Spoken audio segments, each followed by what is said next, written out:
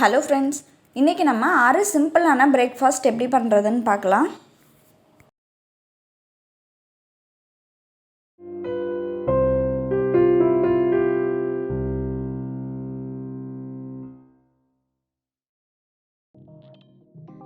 First நம்ம பார்க்க போகிறது என்னன்னு பார்த்தீங்கன்னா வரகரிசி பொங்கல்.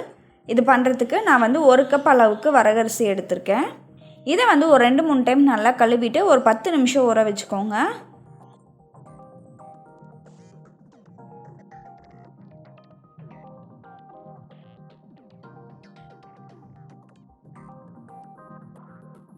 அடுத்ததாக நம்ம ஒரு 1/2 கப் அளவுக்கு பாசிப்பருப்பை ஒரு ஃப்ரை பேனில் போட்டு வறுத்துக்கலாம். இதை நல்லா வாசனை வர வரைக்கும் வறுத்துக்கோங்க. இப்போ பாருங்கள், இது நல்லா வாசனை வந்துருச்சு. கலரும் பார்த்திங்கன்னா கொஞ்சம் லைட்டாக சேஞ்ச் ஆயிடுச்சு. இந்த சமயத்தில் நம்ம இதை எடுத்து நம்ம ஊற வச்சுருக்க அரிசியிலேயே சேர்த்துடலாம். எப்பயுமே பொங்கலுக்கு பாசிப்பருப்பு சேர்க்கும் போது அப்படியே பச்சையாக சேர்க்க வேண்டாம். வறுத்துட்டு சேர்த்தோம் அப்படின்னா நமக்கு நல்ல வாசனையாக இருக்கும். அடுத்ததாக ஒரு குக்கரில் 2 டேபிள் ஸ்பூன் அளவுக்கு எண்ணெய் ஊற்றிக்கோங்க. 1 டேபிள் ஸ்பூன் நெய் ஊற்றிக்கோங்க. 1/2 டீஸ்பூன் சீரகம், 1/2 டீஸ்பூன் மிளகு சேர்த்து நல்லா ஃப்ரை பண்ணிக்கலாம். சீரகமும் மிளகும் நல்லா வெடித்து வந்த பிறகு அதில் ஒரு கொத்து கருவேப்பிலையெல்லாம், 1 பச்சை மிளகா, 1/4 டீஸ்பூன் அளவுக்கு பெருங்காயம் சேர்த்துக்கோங்க. அடுத்ததாக நம்ம இதுக்கு தண்ணியை ஊற்றிக்கலாம். நான் 5.5 கப் அளவுக்கு தண்ணி எடுத்திருக்கேன். நார்மலாக 1 டம்ளர் அரிசிக்கு 3 டம்ளர் தண்ணி வைக்கணும். அதே மாதிரியே பருப்பு பார்த்திங்க அப்படின்னா 1/2 டம்ளர் பருப்புக்கு 1.5 டம்ளர் அளவுக்கு தண்ணி வைக்கணும். டோட்டலாக ஆட் பண்ணோம்னா 4.5 டம்ளர் வைக்கணும். பொங்கல் நல்லா கொள்ளைவாக கிடைக்கணும் அப்படின்றதுக்காக ஒரு 1 டம்ளர் தண்ணி எக்ஸ்ட்ரா வச்சோம் அப்படின்னா நல்லா நமக்கு கன்சிஸ்டன்சி நல்லாயிருக்கும். அதனால 5.5 டம்ளர் அளவுக்கு தண்ணி ஊற்றிக்கோங்க. நீங்கள் எந்த டம்ளரில் அரிசியும் பருப்பும் எடுக்கிறீங்களோ அதே டம்ளர்லேயே தண்ணியை அளந்து ஊற்றிக்கோங்க. அடுத்ததான் இப்போது நம்ம இதுக்கு தேவையான அளவு உப்பு சேர்த்துக்கலாம். நான் 1.5 டீஸ்பூன் அளவுக்கு உப்பு சேர்த்துருக்கேன். இப்போது இது கூடவே 1 டேபிள் ஸ்பூன் அளவுக்கு நெய் சேர்த்துக்கலாம். இப்போ பாருங்கள், தண்ணி நல்லா கொதிச்சிட்ருக்கு. இந்த சமயத்தில் நம்ம ஊற வச்சுருந்த அரிசியும் பருப்பையும் சேர்த்துடலாம்.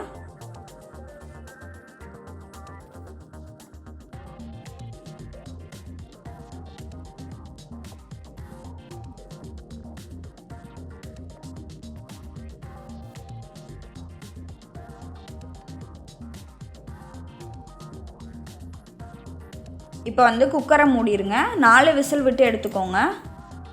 இப்போ பாருங்கள், நம்மளோட பொங்கல் சூப்பராக ரெடி ஆகிடுச்சு. இந்த அளவுக்கு இருக்கணும். அப்போ தான் ஆறுனாலும் நம்ம கரெக்டான கன்சிஸ்டன்சியில் இருக்கும். அடுத்ததாக ஒரு பேனில் 1 டீஸ்பூன் அளவுக்கு நெய் விட்டு முந்திரியை வறுத்து எடுத்துக்கலாம்.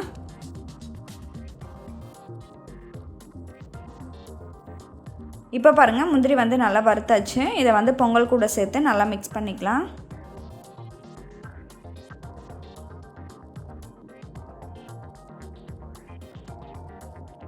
அடுத்ததான் இது கூடவே ஒரு 1/4 கப் அளவுக்கு பாலை சேர்த்து நல்லா மிக்ஸ் பண்ணி விடுங்க.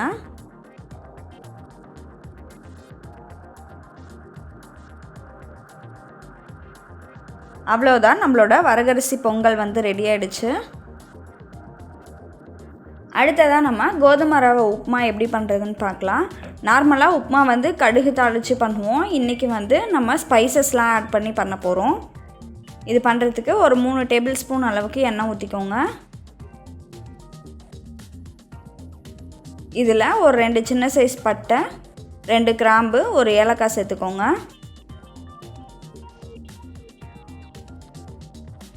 அடுத்ததாக இதில் ஒரே ஒரு பெரிய வெங்காயத்தை கட் பண்ணி சேர்த்துக்கோங்க. இது கூட காரத்துக்கு 2 பச்சை மிளகாய் சேர்த்துக்கலாம்.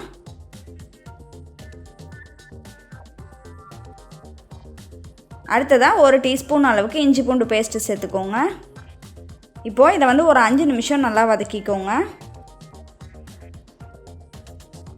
இஞ்சி பூண்டோட பச்சை வாசனை போன பிறகு அதில் ஒரு பெரிய சைஸ் தக்காளியை சேர்த்துக்கோங்க. அடுத்ததான் இப்போது நம்ம இதுக்கு தேவையான அளவு உப்பு சேர்த்துக்கலாம். நான் 1.5 டீஸ்பூன் அளவுக்கு உப்பு சேர்த்துருக்கேன். இதை ஒரு 2 நிமிஷம் மூடி வச்சு வேக வச்சுக்கோங்க. இப்போ பாருங்கள், தக்காளி நல்லா வதங்கிருச்சு. இப்போது இதில் 1/2 டீஸ்பூன் அளவுக்கு கரம் மசாலா சேர்த்து நல்லா கலந்து விட்டுக்கோங்க.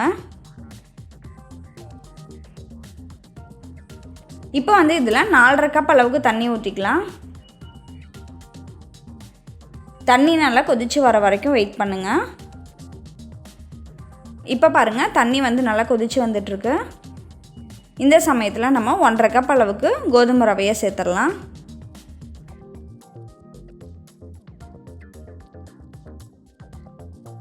இதை வந்து நல்லா இந்த மாதிரி கலந்து விட்டு மூடி வச்சுருங்க. இப்போ பாருங்கள், நம்மளோட கோதுமை உப்புமா ரெடி ஆகிடுச்சு. வெஜிடபிள்ஸ் சேர்க்குற மாதிரி இருந்தது அப்படின்னா வெங்காயம் இஞ்சி பூண்டு பேஸ்ட் வதக்கும் போதே வெஜிடபிள்ஸையும் சேர்த்து ஒரு 5 நிமிஷம் வதக்கிட்டு அதுக்கப்புறம் தக்காளியை சேர்த்து வதக்கிக்கோங்க. இந்த உப்புமா பார்த்திங்க அப்படின்னா நல்லா வாசனையாக நல்லாயிருக்கும். நம்ம நார்மலாக கடுகு போட்டு பண்ணுறது வந்து நிறைய பேத்துக்கு பிடிக்காது. இந்த மாதிரி டேஸ்ட் பண்ணி பாருங்கள். அடுத்ததாக நம்ம பாசிப்பருப்பு புட்டு எப்படி பண்ணுறதுன்னு பார்க்கலாம். இது பண்ணுறதுக்கு நான் இன்றைக்கி 1 கப் அளவுக்கு பாசிப்பருப்பு எடுத்திருக்கேன். இதை வந்து ஒரு ஃப்ரை பேனில் போட்டு கொஞ்சம் நல்லா வாசனை வர வரைக்கும் வறுத்துக்கோங்க. ஒரு 2லேருந்து 3 நிமிஷம் வறுத்தா போதும். இப்போ பாருங்கள், இது நல்லா வறுத்தாச்சு. இதை வந்து ஒரு பவுலில் எடுத்து போட்டுக்கலாம். இதில் நம்ம தேவையான அளவு தண்ணியை ஊற்றி நல்லா அலசிக்கலாம். இப்போது இதில் நம்ம தேவையான அளவு தண்ணியை ஊற்றி ஒரு 1/2 மணி நேரம் ஊற வச்சுக்கலாம். 1/2 மணி நேரம் ஊறிடுச்சு. இதை வந்து நம்ம மிக்ஸி ஜாரில் எடுத்து போட்டுக்கலாம். போட்டு இதை வந்து நம்ம கொரகொரப்பாக அரைச்சி எடுத்துக்கலாம். இப்போ பாருங்கள், இந்த மாதிரி அரைச்சி எடுத்துக்கோங்க.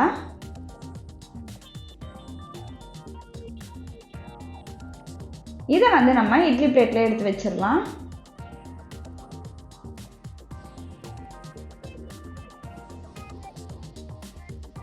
இட்லி பாத்திரத்தில் தண்ணியை ஊற்றி நம்ம தண்ணி நல்லா கொதித்த பிறகு இதை பிளேட்டை வந்து எடுத்து அது மேலே வச்சு நம்ம ஒரு 1/4 மணி நேரம் வேக வச்சுக்கலாம். 1/4 மணி நேரத்துக்கு அப்புறமேட்டு பாருங்கள், பாசிப்பருப்பு வந்து நல்லா வெந்துருச்சு. இது வந்து கொஞ்சம் நேரம் ஆறின பிறகு நம்ம திரும்பவும் மிக்ஸி ஜாரில் போட்டு அரைச்சி எடுத்துக்கலாம். இப்போ பாருங்கள், புட்டு வந்து நல்லா உதிரி உதிரியாக கிடச்சிருச்சு. இப்போது இதில் 1/2 கப் அளவுக்கு தேங்காய் துருவல், 5 டேபிள் ஸ்பூன் அளவுக்கு நாட்டு சர்க்கரை சேர்த்துக்கலாம். சர்க்கரை அதிகமாக வேணும் அப்படின்னா இன்னும் கொஞ்சம் கூட சேர்த்துக்கோங்க. சேர்த்து இதை வந்து நல்லா கலந்து விட்டுக்கலாம். இது கூட நம்ம வாழைப்பழம் மாதுளம்பழம் இந்த மாதிரி சேர்த்து நம்ம சாப்பிட்டுக்கலாம். இப்போ பாருங்கள், நமக்கு ரொம்ப சுவையான பாசிப்பருப்பு புட்டு ரெடி ஆகிடுச்சு. அடுத்ததாக நம்ம பார்க்க போகிறது என்னன்னு பார்த்தீங்கன்னா அவல் உப்புமா. இது பண்ணுறதுக்கு நான் வந்து இன்றைக்கி சிகப்பு அவல் எடுத்திருக்கேன். இதை வந்து நல்லா கழுவி எடுத்துக்கோங்க. நான் வந்து இதை வந்து நல்லா கழுவியாச்சு. இப்போது இதில் வந்து லைட்டாக இந்த மாதிரி தண்ணி தெளித்து மிக்ஸ் பண்ணி விடுங்க. இப்போ பார்த்தீங்க அப்படின்னா அவல் வந்து நல்லா சாஃப்டாக ஆகிடுச்சு. அது வந்து அப்படியே வச்சுருங்க. அடுத்ததாக நம்ம தாளிக்கிறதுக்கு ரெடி பண்ணிக்கலாம். ஒரு வாணலியில் 3 டீஸ்பூன் அளவுக்கு எண்ணெய் ஊற்றிக்கோங்க. எண்ணெய் நல்லா சூடான பிறகு அதில் 1/4 டீஸ்பூன் கடுகு, 1/2 டீஸ்பூன் உளுத்தம்பருப்பு சேர்த்துக்கலாம். அடுத்ததான் இதில் ஒரே ஒரு பெரிய வெங்காயமும் ஒரு பச்சை மிளகாயை இந்த மாதிரி நீளமாக கீறி விட்டு சேர்த்துக்கோங்க. ஒரு கொத்து கருவேப்பிலையிலையும் சேர்த்து ஒரு 2 நிமிஷம் நல்லா வதக்கிக்கலாம். இப்போது இது கூட ஒரு 2 சிட்டிகை அளவுக்கு மஞ்சள்தூளும் 3/4 டீஸ்பூன் அளவுக்கு உப்பையும் சேர்த்து நல்லா கலந்து விடுங்க. இந்த சமயத்தில் நம்ம தண்ணி தெளித்து ஊற வச்சுருந்த அவலை வந்து இது கூட சேர்த்து நல்லா கலந்து விட்டுக்கோங்க.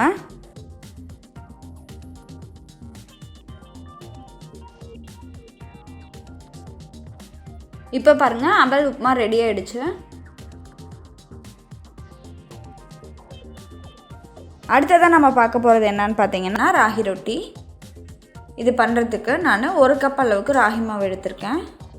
இதை வந்து நம்ம ஒரு பவுலில் போட்டுடலாம். அடுத்ததாக ஒரு பெரிய வெங்காயத்தை நல்லா பொடியாக நறுக்கி இது கூட சேர்த்துக்கோங்க. கூடவே ஒரு பச்சை மிளகாயும் நல்லா பொடியாக நறுக்கி சேர்த்துக்கலாம். ஒரு சின்ன துண்டு இஞ்சியை இந்த மாதிரி பொடியாக நறுக்கி சேர்த்துக்கோங்க. அடுத்ததாக ஒரு கை அளவுக்கு கொத்தமல்லி இலையும் பொடியாக நறுக்கி சேர்த்துக்கோங்க. ஒரு கொத்து கருவேப்பிலை இலையை நல்லா பொடியாக நறுக்கி சேர்த்துக்கலாம். அடுத்ததாக 1/2 டீஸ்பூன் உப்பு, 1/2 டீஸ்பூன் அளவுக்கு சீரகம், 1/4 டீஸ்பூன் பெருங்காயத்தூள், இது எல்லாத்தையும் சேர்த்து நல்லா மிக்ஸ் பண்ணிக்கலாம்.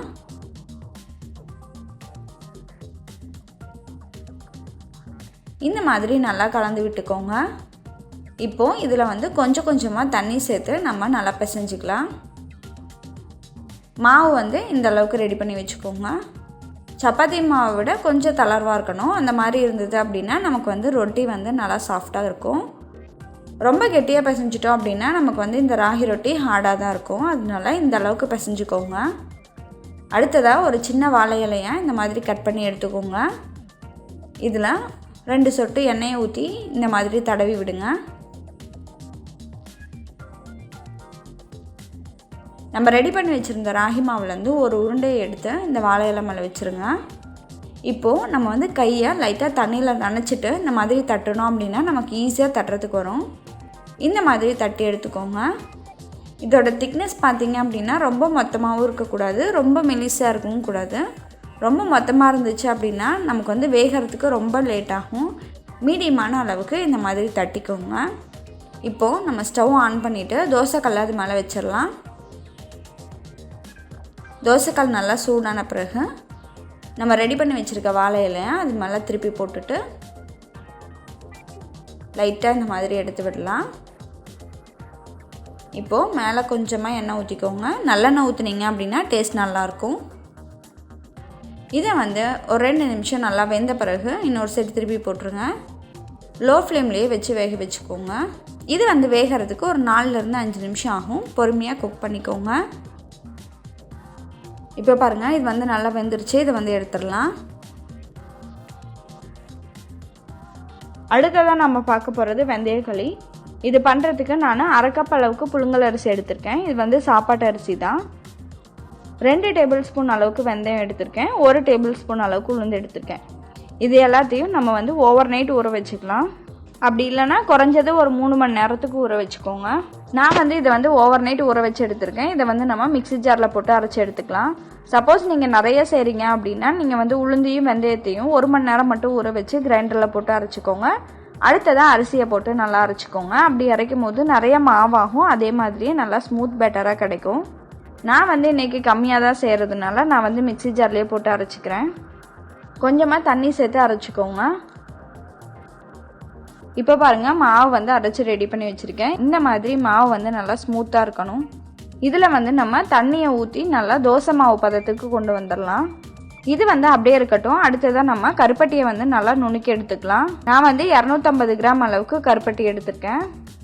இதை வந்து நம்ம ஒரு பாத்திரத்தில் சேர்த்துட்டு இதுக்கு கொஞ்சமாக தண்ணியையும் ஊற்றி நல்லா பாகு ரெடி பண்ணிக்கலாம். இதுக்கு வந்து பதம்லாம் எதுவும் இல்லை, நல்லா தண்ணியாகவே காய்ச்சி எடுத்துக்கோங்க. கருப்பட்டியில் உள்ள அழுக்கு நீக்கிறதுக்காக தான் நம்ம வந்து இதை பாகு ரெடி பண்ணுறோம். இந்த கருப்பட்டியெல்லாம் கரைஞ்சாலே போதும், நம்ம வந்து இதை வடிகட்டி எடுத்துக்கலாம். இப்போ பாருங்கள், கருப்பட்டி நல்லா கரைஞ்சிருச்சு. இந்த சமயத்தில் நம்ம அடுப்பை ஆஃப் பண்ணிவிட்டு இதை வந்து வேற ஒரு பாத்திரத்தில் வடித்து எடுத்துக்கலாம். அடுத்ததான் நான் வந்து இதே பாத்திரத்தில் ரெடி பண்ணி வச்சுருந்த மாவை ஊற்றிக்கிறேன். அடுப்பை வந்து மீடியம் ஹீட்டில் வச்சு நல்லா கிளறி விட்டுக்கிட்டே இருங்க. இது பண்ணுறதுக்கு நம்ம நல்லா அடிகனமான பாத்திரமாக எடுத்துக்கணும், அப்படி இல்லைன்னா அடி பிடிச்சிக்கும். அப்பப்போ பக்கத்துலேயே இருந்து நல்லா கிளறி விட்டுட்டே இருங்க. இதை வந்து நம்ம ஒரு 1/4 மணி நேரத்துக்கிட்ட நல்லா கிளறி விட்டுக்கிட்டே இருந்தோம் அப்படின்னா நல்லா இது வந்து கெட்டியாகும். இப்போ பாருங்கள், மாவு வந்து நல்லா கொதிக்க ஆரம்பிச்சிருக்கு. இதை வந்து இன்னும் கொஞ்சம் நேரம் நம்ம கிளறிக்கிட்டே இருக்கலாம். இப்போ பார்த்தீங்க அப்படின்னா மாவு வந்து கொஞ்சம் கொஞ்சமாக திக்காயிட்டே வருது. இது வந்து இன்னும் கொஞ்சம் வந்து நல்லா கெட்டியாகட்டும். இதை வந்து நம்ம ஒரு 1/4 மணி நேரத்துக்கு நல்லா கிளறி விட்டோம் அப்படின்னா தான் உளுந்து வெந்தயத்தோட பச்சை வாசனையெல்லாம் போகும். இப்போ பாருங்கள், மாவு வந்து கொஞ்சம் நல்லா கெட்டியாயிருச்சு. இந்த அளவுக்கு கெட்டியான பிறகு நம்ம வந்து இதில் ரெடி பண்ணி வச்சுருந்த பாகை சேர்த்துடலாம்.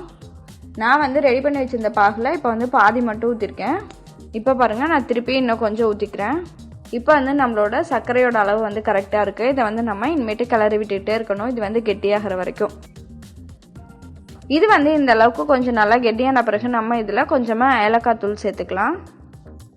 இது வந்து ஆப்ஷனல் தான், நீங்கள் விருப்பப்பட்டால் சேர்த்துக்கோங்க, அப்படி இல்லைன்னா விட்டுருங்க. இதை வந்து இன்னும் கொஞ்சம் நேரம் நம்ம கிளறி விட்டுகிட்டே இருக்கணும். இந்த களி வந்து ரெடியாகிறதுக்கு நமக்கு எப்படியும் டோட்டலாக ஒரு 1/2 மணி நேரம் ஆகும். இப்போ பாருங்கள், இது ஓரளவுக்கு கொஞ்சம் நல்லா கெட்டியாக இருக்குது. இந்த சமயத்தில் நம்ம இதில் 1 டேபிள் ஸ்பூன் அளவுக்கு நல்லெண்ணெய் சேர்த்து நல்லா மிக்ஸ் பண்ணி விட்டுடலாம். இப்போ பாருங்கள், நம்மளோட களி வந்து ரெடியாக போகுது. இந்த மாதிரி கிளறும் போது பாருங்கள் நல்லா திரண்டு வந்திருக்கு.